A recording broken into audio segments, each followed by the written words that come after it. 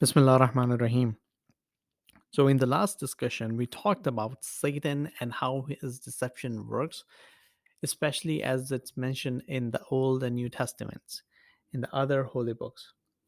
Over here, today, I would like to discuss Satan's deception in Quran. Because in Quran, Satan is mentioned many times.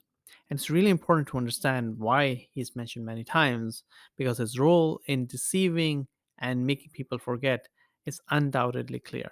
And therefore, it's really important first to understand what the problem is, then to solve the problem. So in the Quran, Allah warns about Satan's deceiving nature and his ability to mislead people.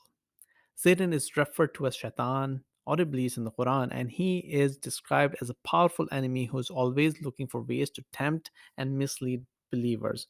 And one of the ways is to make people, it's by whispering and making people lose focus and making people forget things. So in Surah Al-Fatir, which is the 35th surah, and in verse 5, it's mentioned, O humanity, indeed Allah's promise is true, so do not let the life of this world deceive you, nor let the chief deceiver deceive you about Allah. One of the most famous verses that mentions and warns about Satan deceiving nature is in Surah Al-Baqarah, verse 158, which says, O mankind, eat of that which is lawful and good on the earth, and follow not the footsteps of Shaytan. Verily, he is to you an open enemy.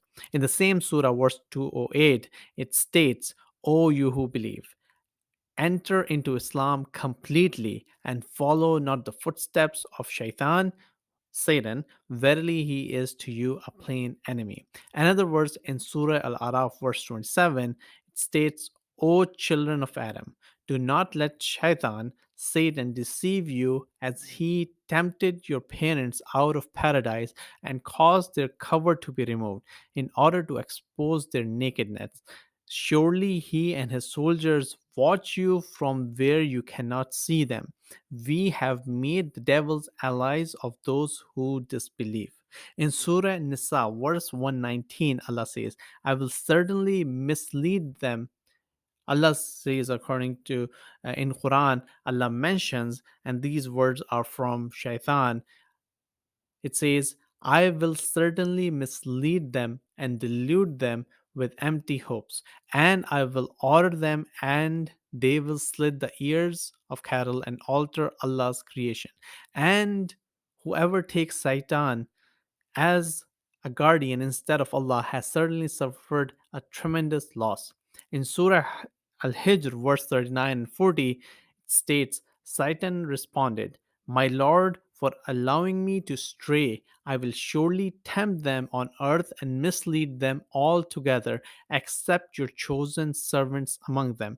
In Surah Ibrahim, verse 22, it says, and Satan will say when the matter has been concluded, Indeed, Allah had promised you the promise of truth, and I promised you, but I betrayed you.